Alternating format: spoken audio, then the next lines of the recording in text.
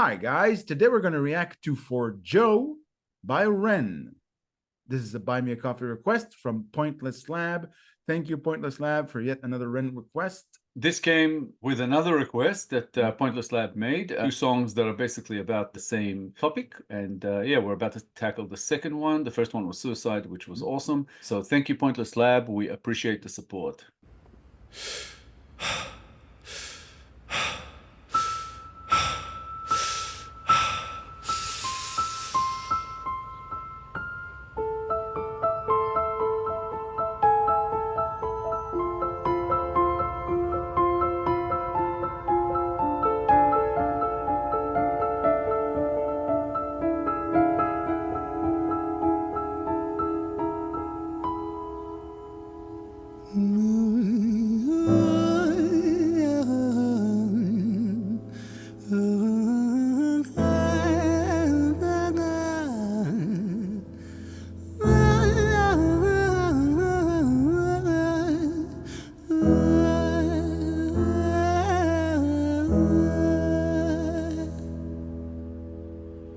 It's hard to take off from the ground when your wings are cut. Your stomach burns when you're drinking from an empty cup.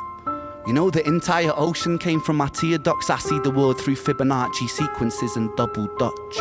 I guess there's some that's born lucky, there's some that's not. I tried to cut away my bitterness, hatchet job. I locked my youth inside the trunk, inside the pickup truck, then dumped that whole thing over that same bridge the night you jumped. I think about that sometimes, vividly.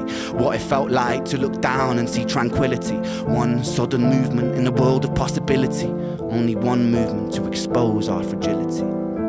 I fucking miss you, and I miss myself. I miss thinking we were indestructible as hell. I miss chilling by the pier cave and kicking back with Callum, Hugo, Justin, Sega, Stevie and the fucking lads. I miss missing that. I numb myself to close the gap. I never even call them up. Distance is my plaster cast to tell the truth. The day you jumped, my childhood jumped too. But I still can't find the anger. All I find is missing you, man, I miss you. With all my rhymes, I picture running 5 minutes quicker, I'm right on time. I picture pulling you back over the edge and then we're crying, and holding you, my brother, and telling you that it's fine, not the way that it worked. I was late like a jerk, there's not a day where I can find a way to break from the hurt. Your body missing, so we never got to wave to the hearse. I hope you're listening, I love you, man, I miss you, absurd, fuck.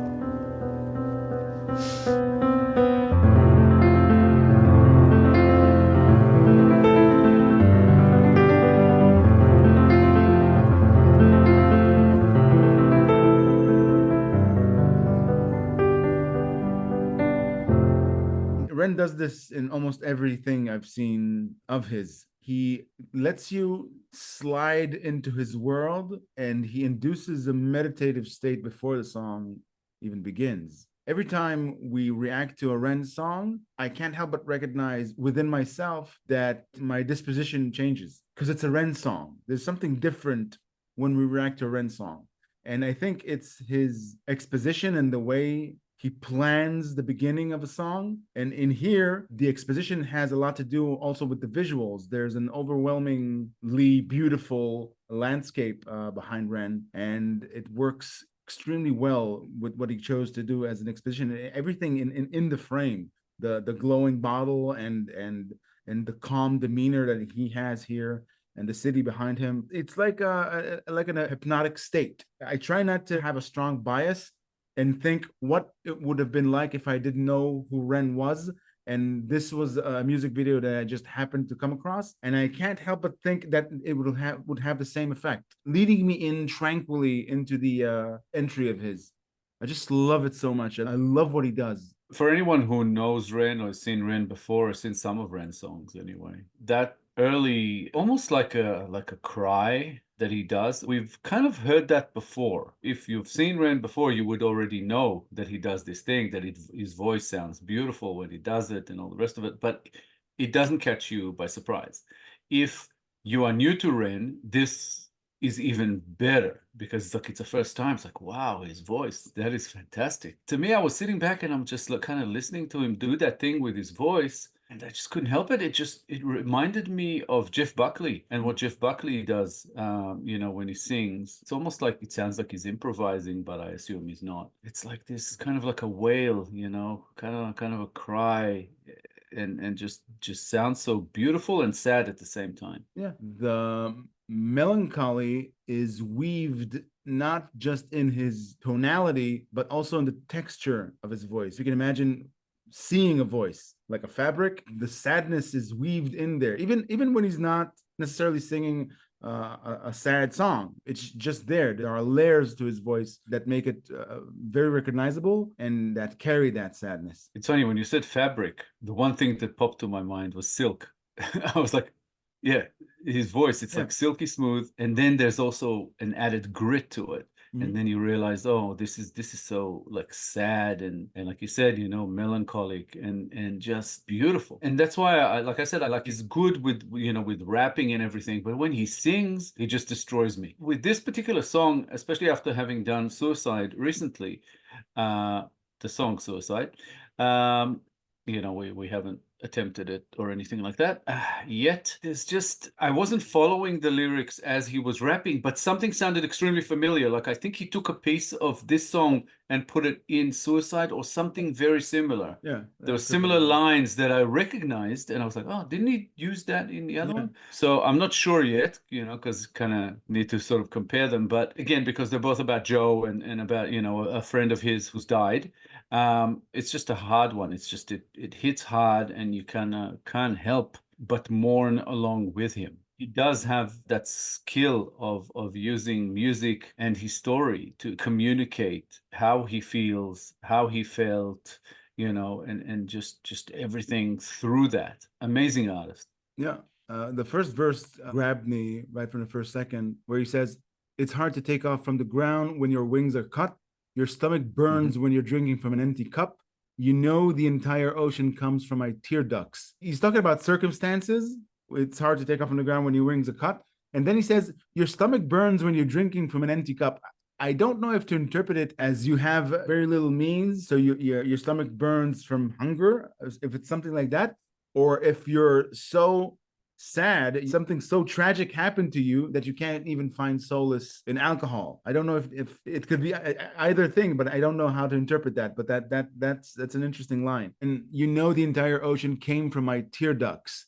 To me, it meant, knowing what this song is about, it meant that I have no other moves but to cry rivers over you, Joe. But I'm stuck in this melancholic, sad state. I can't stop the sadness over losing you. That's what it meant to me. There's an attempt of repressing or like a self-denial, you know, when he says, you know, I locked my troubles in a trunk inside a pickup truck. It's kind of like a beautiful line, but you know, but then he says, then dump the whole thing over the same bridge, the one you jumped. So it's basically, no matter what happens, it comes to the surface.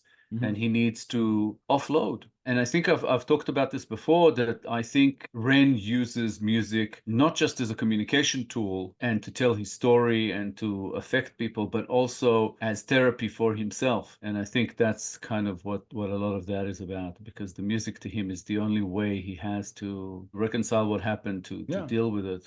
Process. So, yeah. You can look at it as, I think he actually looks at it that way, that array of negative emotions that won't leave him alone, like a poison inside him. He doesn't know where to put it. He doesn't know what to do with it. And he can feel that it's consuming him. He's not okay. I'm putting myself in his shoes. He can't be okay. So that's a wonderful way that he turns this poison into something wonderful. And he recognizes that this event changed him. So he says, I fucking miss you and I miss myself. So it doesn't just miss Joe, he also misses who he used to be, you know, before Joe jumped. It's heart-wrenching and beautiful at the same time. Yeah, I remember saying something and we reacted to Suicide. I almost feel guilty for enjoying it. I feel the same here. It's just a beautiful song. I can't help but feel like what REN is actually doing, whether he's aware of it or not, is he makes people share his pain, which is really interesting, you know, because you feel it. And I wonder if to him that's some way of a little bit of a release. You have other people who share in your pain. I wonder if that helps. I assume so. And I think that he does this better than almost anyone that I've seen, you know, who does that through music. It's just beautiful. Yeah, by now I have a strong perception of REN in my mind that he is unable to emote in an inauthentic fashion. Yeah, I think that's the only way he knows how to do it, and we're all the better for it. So, yeah.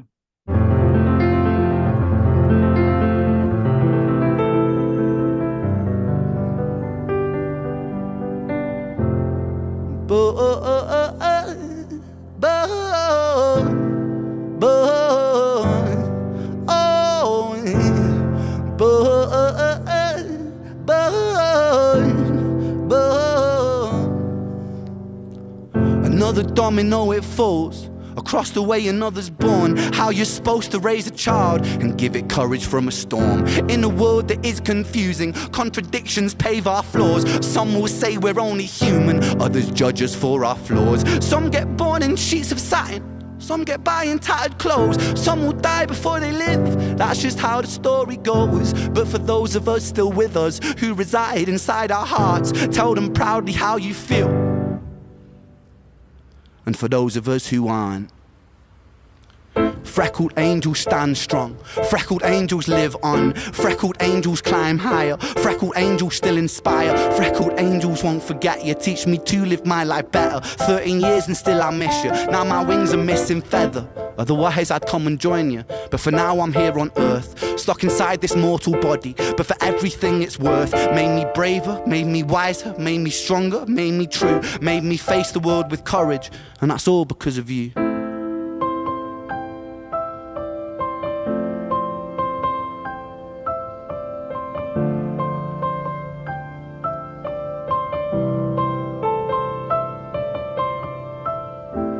Freckled angels laugh the hardest, and their hearts, they are the largest. With their wings, they fly the farthest. So I know you're gonna be okay. Freckled angels live the longest, and their minds, they are the strongest. Oh, their friends, they are the fondest. So I know you're gonna be okay.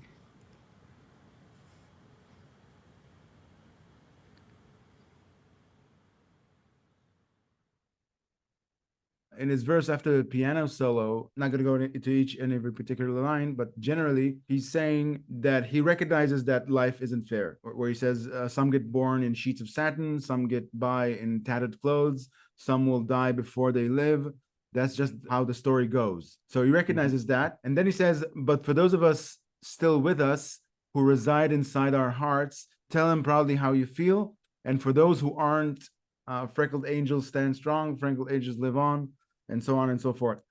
He means, I think, the people who are dealt a poor hand in life and persevere and stick around like he is and trying to make the best of it. He addresses the people who weren't able to stick around, who lost their lives. He mentions them as those whose memories must be cherished. That's why he goes into that next verse where he speaks of freckled angels, because Joe was an angel in his life. It feels like a lot of this song is really about healing. There was a line earlier that I wanted to discuss, but kind of missed it. And I think it may have also been in Suicide. And that's when he says, the truth is that the day you jumped, my childhood jumped too. So he basically recognizes that he lost a chunk of his childhood because of what happened there. He had to grow up quickly, or he had to, I guess, face traumas that only older people have to face. And he then goes into a section that I'm almost 100% sure was in some way in Suicide, where he basically admits to feeling some guilt over not getting there in time and pulling him from the edge, just saying, you know, if I was there a few minutes earlier and all that. He says, because I was late like a jerk, which we know he isn't. It's not really something that could have been expected of him, but he must feel it, and that's also understandable. So yeah, it's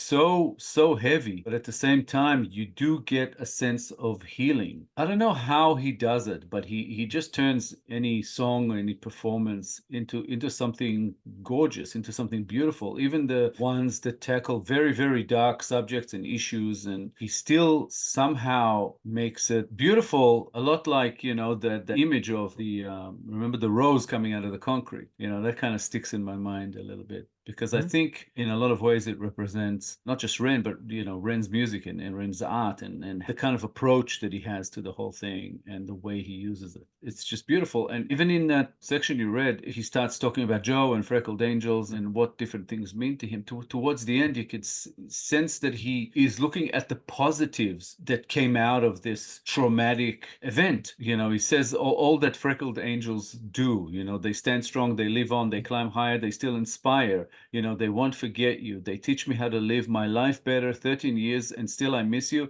Now my wings are missing feather. Otherwise I'd come and join you. But for now I'm here on earth, stuck inside this mortal body. But for everything it's worth, made me stronger, wiser, braver, true. Made me face the world with courage. And that's all because of you. So he thanks Joe the Freckled Angel. Not Joe, the friend or whatever that he was before he died, but what he became after and how that's helped him as well. Just beautiful. We look at it from the side, we know it's nobody's fault. You can't help but think that some people are so damaged inside, they suffer so much, and you couple that with possibly an inherent or some sort of predisposition or constitution for suicide. Some people will deteriorate to that point, and it's nobody's fault. When he says, I was late like a jerk, you don't know. Actually, you mentioned it. You recognize it when we reacted to suicide. You don't know if that would have helped. That feeling will never leave Ren. He will always have that hovering over him, but you can't really recognize the level of oppression that a person is in just after the fact, just after something happens. You can't really judge yourself for not recognizing that.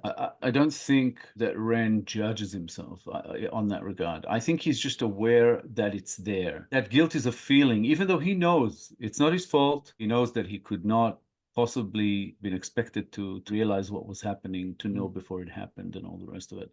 I think he understands that. But the feeling of guilt stays with you no matter what, even though rationally it's not your fault. It's something that I know personally myself in a way as well. The last time I saw my father, when he said goodbye to me before I flew overseas, he told me it was the last time he was going to see me. And I thought, come on, you're going to be around when I get back, everything's going to be fine. I'll see you then. A few months later, he passed away and I didn't get to see him. I feel guilt over that, even though I know I couldn't have known. I know that it's not my fault that I didn't see him or anything like that. But that moment of saying goodbye to him before I got in a car to go to the airport and all that, it sticks with you. And that's where the guilt comes in. And I think that's kind of on a similar level to that. I think he knows it's not his fault, but the guilt exists. And for him, the therapy is to sing about it, to put it in his songs, to talk about it, to communicate it, and it's beautiful. And that last verse that he's saying, that he repeated, Freckled Angels live the longest, and their minds they are the strongest, or their friends they are the fondest, so I know you're going to be okay. So it's like the love that we have for you, Joe, still exists. It's going to exist for a long time because you are so loved, and I know you're going to be okay. So that's kind of the final say, from Ren, that everything will be okay. And he's saying, I know you're going to be okay, but what he actually means is I'm going to be okay. I'll still be sad. I'll still miss you. It still sucks that this happened, but I'm going to be okay. Yeah. And that's kind of, the beautiful thing about this. I love it that when he said it, he stopped the music. Usually he does stuff like that, where he speaks and it's only him singing. It's like he's further exposed, like a nerve. It's further deep into his soul. Yeah, he wanted to put an exclamation on that. First he did it with the music and then he did it without. I think that's his way also of communicating that this is the point to the whole song. This is therapy. This is him saying, it hurts a lot, but I'm going to be okay. He's basically flipping a negative to a positive, and it's beautiful. A true artist, and and again, probably one of our favorites now. Thank you again, Pointless Lab, for another awesome request. We are loving the Ren requests. Always fantastic. So yeah, thank you so much for the support. Yeah, thank you, Pointless Lab, for requesting this song. We enjoyed reacting to both Suicide and For Joe. Thank you very much. If you enjoyed this episode, guys, please be sure to like, subscribe, comment, and click the little bell icon so you'll get notified on all our future videos. If you have a request you'd like bumped up the line, please make it through Buy Me a Coffee. All contributions are, of course, very much appreciated. Thank you all for sticking with us. Thank you all for your time. Thanks again, guys. As always, we appreciate the support. We'll be back in a couple of days with a new episode, and we hope to see you all then. Thanks again, guys. Bye for now. Bye, guys.